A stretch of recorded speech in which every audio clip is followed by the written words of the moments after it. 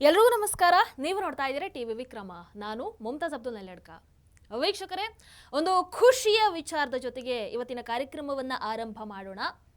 ಪುಲ್ವಾಮಾ ದಾಳಿಯ master mind 2019ರ Pulwama ದಾಳಿಯಲ್ಲಿ 40 CRPF ಯೋಧರ ಸಾವಿಗೆ ಕಾರಣ ಆಗಿದ್ದಂತಹ ಹಮ್ಜಾ ಬುರ್ಹಾನ್ ಈತನನ್ನ ಅನ್ನೋನ್ ಗನ್ಮ್ಯಾನ್ ಗುಂಡಿಕ್ಕಿ ಹತ್ಯೆ ಮಾಡಿದ್ದಾರೆ.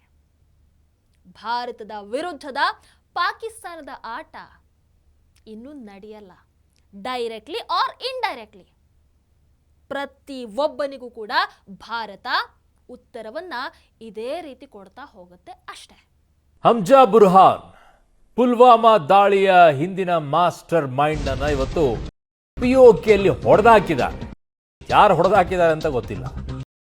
ಪುಲ್ವಾಮಾ ದಾಳಿಯ ಮಾಸ್ಟರ್ ಮೈಂಡ್ ಮಟಾಶ್ ಆಗಿದ್ದಾನೆ. ಮೋಸ್ಟ್ ವಾಂಟೆಡ್ ಉಗ್ರನ ಮೇಲೆ ಶೂಟ್ ಔಟ್ ಮಾಡಲಾಗಿದೆ. ಪಾಕ್ ಆಕ್ರಮಿತ ಕಾಶ್ಮೀರದಲ್ಲಿ ಹಮ್ಜಾನನ್ನ ಹತ್ಯೆ ಮಾಡಲಾಗಿದೆ. ವೀಕ್ಷಕರ, ಮತ್ತೊಂದು ಕಡೆ ನೋಡಿದ್ರೆ ಕಾಕ್ರೋಚ್ ಜನತಾ ಪಾರ್ಟಿ ಬಹಳ ವೈರಲ್ ಆಗ್ತಾ ಇದೆ ಸೋಷಿಯಲ್ ಮೀಡಿಯಾದಲ್ಲಿ. ಈಗ ಕಾಕ್ರೋಚ್ ಜನತಾ ಪಾರ್ಟಿಯನ್ನ ಎಕ್ಸ್ಪೋಸ್ ಮಾಡ್ತಾ ಇದ್ದಾರೆ ಅನ್ನುವಂಥ ಒಂದು ಸುದ್ದಿ. ಜೈಪುರಲ್ಲಿ NSUI ಯೂತ್ ಕಾಂಗ್ರೆಸ್ ಕಾರ್ಯಕರ್ತರು ಕಾಕ್ರೋಚ್ ವೇಷದಲ್ಲಿ ಪ್ರತಿಭಟನೆಯನ್ನು ನಡೆಸ್ತಾರೆ. ಇನ್ನು ಅಲಿಗರ್ ಮುಸ್ಲಿಂ ಯೂನಿವರ್ಸಿಟಿ ವಿದ್ಯಾರ್ಥಿಗಳು ಅವರು ಕೂಡ ಸಿಜೆಪಿ ಮೆಂಬರ್ಸ್ ರೀತಿಯಲ್ಲಿ ಪ್ರತಿಭಟನೆಯನ್ನ ಮಾಡ್ತಾರೆ.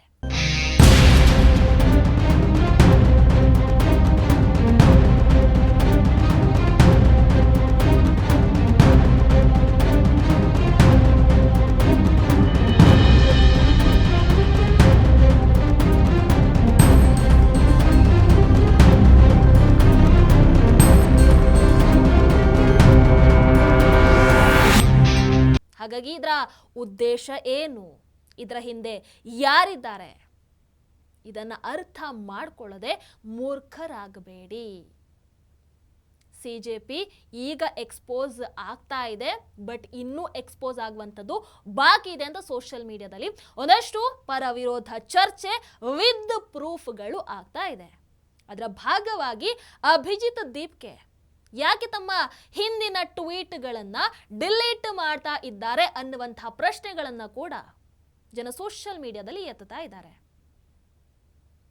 ವೀಕ್ಷಕರೇ, ರಾಹುಲ್ ಇಟಲಿಯ ಪ್ರಕಾರ, ವಿರೋಧ ಪಕ್ಷದ ಪ್ರಕಾರ ಮೋದಿಜಿ ಮೆಲೋನಿ ಅವರಿಗೆ ಮೆಲೋಡಿ ಟಾಫಿ ಕೊಟ್ಟಿದ್ದು ತಪ್ಪು. ಬಟ್ ಬೇರೆ ಇನ್ನು ಏನು ಕೊಡಬೇಕಿತ್ತು? ಯಾವ ಗಿಫ್ಟ್ ಸೂಕ್ತ ಆಗಿತ್ತು? ಹಾಗಾದ್ರೆ ನಿಮ್ಗಳ ಪ್ರಕಾರ ಗ್ರೇಟ್ ನೆಹರು ಪಾಕಿಸ್ತಾನಕ್ಕೆ ಪಿಒಕೆ ಗಿಫ್ಟ್ ಕೊಟ್ಟಿದ್ದು ಅದು ಓಕೆನಾ? ಚೈನಾಗೆ ಅಕ್ಸಾಯ್ ಚಿನ್ನನ್ನ ತಟ್ಟೆ ಮೇಲೆ ಇಟ್ಟು ಕೊಟ್ಟಿದ್ದು ಅದು ಓಕೆನಾ? UNSCಯ ಭಾರತದ ಪರ್ಮನೆಂಟ್ ಸೀಟನ್ನ ಚೈನಾಗೆ ಬಿಟ್ಟು ಕೊಟ್ಟಿದ್ದು ಆ ಗಿಫ್ಟ್ ಓಕೆನಾ? ಕಚತಿಯು ದ್ವೀಪವನ್ನ ಶ್ರೀಲಂಕಾಗೆ ಗಿಫ್ಟ್ ಕೊಟ್ಟಿದ್ದು ಇದು ಓಕೆನಾ? ಮೋದಿಜಿ ಅಲ್ಲಿ ಹೋಗಿ ದೇಶಕ್ಕೆ ಒಳಿತಾಗುವಂತಹ ಏನೆಲ್ಲ ಒಪ್ಪಂದಗಳನ್ನು ಮಾಡ್ಕೊಂಡು ಬಂದಿದ್ದಾರೆ ಅನ್ನುವಂಥದ್ದನ್ನ ಡಿಸ್ಕಸ್ ಮಾಡೋದು ಬಿಟ್ಟು ಒಂದು ಮೆಲೋಡಿ ಚಾಕ್ಲೇಟ್ ಅನ್ನ ಹಿಡ್ಕೊಂಡು ನೀವು ಕೂತಿದ್ದೀರಾ ಅಂತಂದ್ರೆ ಏನ್ ಹೇಳೋದು? ನೀವು ವಿರೋಧ ಪಕ್ಷದವರು. ಇರ್ಲಿ, ಮತ್ತೊಂದು ಕಡೆ ನೋಡಿದ್ರೆ ಮೊನ್ನೆಷ್ಟೇ ರಾಹುಲ್ ಇಟಲಿ ಮೋದಿಜಿ ದೇಶದ್ರೋಹಿ ಅನ್ನುವಂತ ಹೇಳಿಕೆಯನ್ನು ಕೊಟ್ಟಿದ್ರು. ಈಗ ನೋಡಿದ್ರೆ ನಮ್ಮ ರಾಜ್ಯದ BK ಹರಿಪ್ರಸಾದ್ ಅವರು ಮೋದಿಜಿಯವರನ್ನ 70 ವರ್ಷದ ಮುದಿಯ ಅಂತ ಹೇಳೋ ಮೂಲಕ ನಮ್ಮ ದೇಶದ ಪ್ರಧಾನಿಗಳಿಗೆ ಆ ಪ್ರಧಾನಿ ಹುದ್ದೆಗೆ ಅವಮಾನವನ್ನ ಮಾಡಿದ್ದಾರೆ. ಅಲ್ಲೋಗಿ ಇಟ್ಲಿನಲ್ಲಿ ಹೋಗಿ ಮೆಲೋಡಿ ಜೊತೆ ಅದನ್ನು ಏನಂತ ಕೇಳ್ತೀರ? ಅದಕ್ಕೆ ಆ ಸೀನ್ ನೋಡಿದಾಗ ನಗೆ ಬರುತ್ತೆ. 75 ವರ್ಷದ ಮುದಿಯ ಒಂದು ಸಣ್ಣ ವಯಸ್ಸಿನ ಪ್ರಧಾನಮಂತ್ರಿ ಜೊತೆ ಚಾಕ್ಲೇಟ್ ಹಂಚ್ಕೊಳ್ಳೋದು ನೋಡಿದಾಗ ಯಾವ್ಯಾವ ಅರ್ಥ ಬರುತ್ತೆ ಅಂತೇಳಿ ಜನಸಾಮಾನ್ಯ ತೀರ್ಮಾನ ಮಾಡ್ತಾರೆ.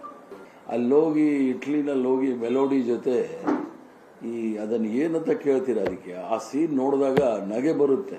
75 ವರ್ಷದ ಮುದಿಯ ಒಂದು ಸಣ್ಣ ವಯಸ್ಸಿನ ಪ್ರಧಾನಮಂತ್ರಿ ಜೊತೆ ಚಾಕ್ಲೇಟ್ ಹಂಚ್ಕೊಳ್ಳೋದು ನೋಡಿದಾಗ ಯಾವ್ಯಾವ ಅರ್ಥ ಬರುತ್ತೆ ಅಂತೇಳಿ ಜನಸಾಮಾನ್ಯ ತೀರ್ಮಾನ ಮಾಡ್ತಾರೆ.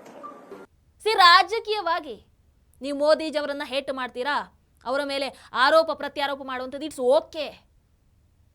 ಪಾಲಿಟಿಕ್ಸ್ ಅಂದಮೇಲೆ ಇರುತ್ತೆ, ಒಪ್ಕೊಳ್ತೀವಿ. ಆದರೆ ಅವೆಲ್ಲವನ್ನ ಮೀರಿ ನೀವುಗಳು ತೀರಾ ಕೆಳಮಟ್ಟಕ್ಕೆ ಇಳಿದು ದೇಶದ್ರೋಹಿ, ಮುದಿಯ ಇಂತಹ ಹೇಳಿಕೆಗಳನ್ನು ಕೊಡ್ತೀರಾ ಅಂತಂದ್ರೆ, ಇಂತಹ ಪದ ಬಳಕೆಗಳನ್ನೆಲ್ಲ ಮಾಡ್ತೀರಾ ಅಂತಂದ್ರೆ, ಇನ್ನು ನೀವುಗಳು ಯಾವ ಲೆವೆಲ್ ಆಫ್ ಪಾಲಿಟಿಕ್ಸ್ಗೆ ಇಳಿದಿದ್ದೀರಾ, ನಿಮ್ಮ ಮನಸ್ಥಿತಿ ಏನನ್ನುವಂಥದ್ದು ಅರ್ಥ ಆಗುತ್ತೆ. ರಿಯಲಿ ವಾಟ್ ಎ ಶೇಮ್ ಯಾರ್. 5 ಗ್ಯಾರಂಟಿಗಳನ್ನ ಅಸ್ತ್ರವಾಗಿಟ್ಕೊಂಡು ನಮ್ಮ ರಾಜ್ಯದಲ್ಲಿ ಕಾಂಗ್ರೆಸ್ ಅಧಿಕಾರಕ್ಕೆ ಬಂತು. ಇವತ್ತು ಏನಾಗಿದೆ ನಮ್ಮ ರಾಜ್ಯ? ಆ ಕಡೆ ಗ್ಯಾರಂಟಿನೂ ಇಲ್ಲ, ಈ ಕಡೆ ಅಭಿವೃದ್ಧಿನೂ ಇಲ್ಲ. ಇದರ ಬಗ್ಗೆ ವಿ ಕೆ ಹರಿಪ್ರಸಾದ್ ಅವರು ಮಾತಾಡ್ತಾರಾ? ಆ ಕಡೆ ಬೆಲೆ ಏರಿಕೆ, ಈ ಕಡೆ ಅಭಿವೃದ್ಧಿ ಇಲ್ಲ. ರಾಜ್ಯದ ಜನರ ಜೀವನ ಹೆಣ್ಣುತ್ತಾ ಇದ್ದಾರೆ. ಕಾಂಗ್ರೆಸ್ ಅಧಿಕಾರಕ್ಕೆ ಬಂದ್ರೆ ಪ್ರತಿ ಹೆಣ್ಣು ಮಕ್ಕಳಿಗೆ ತಿಂಗಳಿಗೆ 2,000 ರೂಪಾಯಿ ಕೊಡ್ತೀವಿ ಅಂತ ಕಾಂಗ್ರೆಸ್ ಹೇಳುತ್ತೆ. ಬಟ್ ಅಧಿಕಾರಕ್ಕೆ ಬಂದ ನಂತರ ಅದನ್ನೆಲ್ಲವೂ ಕೂಡ ಪೂರೈಕೆ ಮಾಡೋದಕ್ಕಾಗಲ್ಲ ಅಂತ ಗೊತ್ತಾಯ್ತಲ್ವಾ? ಒಂದಷ್ಟು ಕಂಡೀಷನ್ಸ್ಗಳನ್ನು ಹಾಕೋದಕ್ಕೆ ಸ್ಟಾರ್ಟ್ ಮಾಡಿದ್ರು. ಅದರ ಮಧ್ಯದಲ್ಲಿ ಈ ಗೃಹಲಕ್ಷ್ಮಿ ಯೋಜನೆಯಲ್ಲಿ 5,000 ಕೋಟಿ ಹಗರಣ ಸಮೇತ ನಡೆಯುತ್ತೆ. ಬಟ್ ಆ ಹಣ ಎಲ್ಲಿ ಹೋಯಿತು, ಯಾರ ಜೇಬಿಗೆ ಹೋಯಿತು, ಈ ಕ್ಷಣಕ್ಕೂ ಕೂಡ ಲಕ್ಷ್ಮಿ ಹೆಬ್ಬಾಳ್ಕರ್ ಅವರು ಆ ವಿಚಾರವಾಗಿ ಉತ್ತರವನ್ನು ಕೊಟ್ಟಿಲ್ಲ.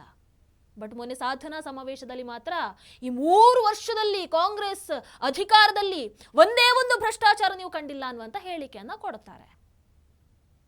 ಇರಲಿ, ಈಗ ನಮ್ಮ ರಾಜ್ಯದಲ್ಲಿ ಗೃಹಲಕ್ಷ್ಮಿ ಹಣ ಬರುತ್ತಾ ಇಲ್ಲ.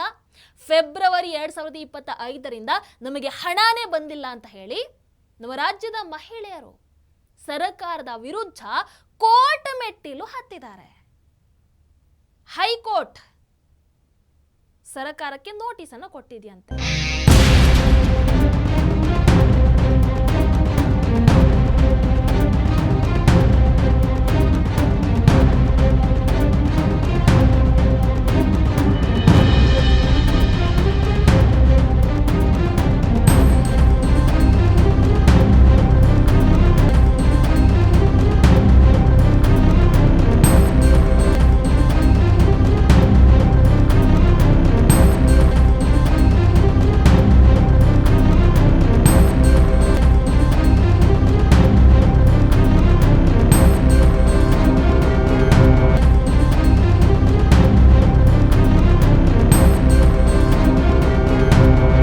ಅನ್ನೋದು ಪ್ರಶ್ನೆ. ಫೆಬ್ರವರಿಯಿಂದಲೂ ಕೂಡ ನಮಗೆ ಕೊಟ್ಟಿಲ್ಲ ಅಂತ ಹೇಳಿ ಬಸವೇಶ್ವರ ನಗರ ನಿವಾಸಿಯಾದಂತ ಗಂಗಾ ಮತ್ತೆ ನಂದಿಲ್ ಲೇಔಟ್ ನಿವಾಸಿಯಾದಂತ ಪವಿತ್ರ ಅನ್ನೋರು ಸಾರ್ವಜನಿಕ ಹಿತಾಸಕ್ತಿ ಅರ್ಜಿ ಸಲ್ಲಿಸಿರುವಂತದ್ದು. ಹೈಕೋರ್ಟ್ ನಲ್ಲಿ ಈ ಸಂಬಂಧಪಟ್ಟಾಗೆ ವಿಚಾರಣೆ ಕೂಡ ನಡೆಯಿತು. ವಿಚಾರಣೆ ಸಂದರ್ಭದಲ್ಲಿ ದಾಖಲೆಗಳ ಪರಿಶೀಲನೆ ಮಾಡಿದಂತ ನ್ಯಾಯಾಧೀಶರು ರಾಜ್ಯ ಸರ್ಕಾರ ಮತ್ತೆ ಮಹಿಳಾ ಮತ್ತು ಮಕ್ಕಳ ಕಲ್ಯಾಣ ಇಲಾಖೆಗೆ ನೋಟಿಸ್ ಜಾರಿ ಮಾಡಿರುವಂತದ್ದು. ಇದು ನಮ್ಮ ರಾಜ್ಯದ ನುಡಿದಂತೆ ನಡೆದ ಸರ್ಕಾರದ ಹಣೆ ಬರಹ.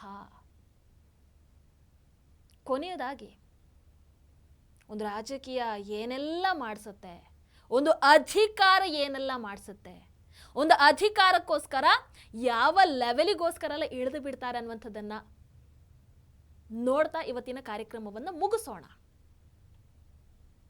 ತಮಿಳುನಾಡಿನ ಸಿಎಂ ಗೊತ್ತಲ್ವಾ, ಜೋಸೆಫ್ ವಿಜಯ್ 2-3 ದಿನಗಳ ಹಿಂದೆ ರಾಜೀವ್ ಗಾಂಧಿ ಹತ್ಯೆಯ ಮಾಸ್ಟರ್ ಮೈಂಡ್ ಪ್ರಭಾಕರನ್ ಅವರಿಗೆ ಗೌರವ ನಮನವನ್ನು ಸಲ್ಲಿಸ್ತಾರೆ. ಯಾರು? ರಾಜೀವ್ ಗಾಂಧಿ ಹತ್ಯೆಯ ಮಾಸ್ಟರ್ ಮೈಂಡ್ ರಾಹುಲ್ ಇಟಲಿ ನೋಡಿದ್ರೆ ಅದೇ ಜೋಸೆಫ್ ವಿಜಯ್ ಜೊತೆಗೆ, ಅವರದೇ ಸರ್ಕಾರದ ಜೊತೆಗೆ, ತನ್ನ ತಂದೆಯ ಸಾವಿಗೆ ಕಾರಣ ಆದಂಥವರ ಜೊತೆಗೆ ಮೈ ಬ್ರದರ್ ಅಂತ ಹೇಳಿಕೊಂಡು ತಿರುಗಾಡ್ತಾ ಇದ್ದಾರೆ, ಅವರಿಗೆ ಸಪೋರ್ಟ್ ಮಾಡೋರ ಜೊತೆಗೆ.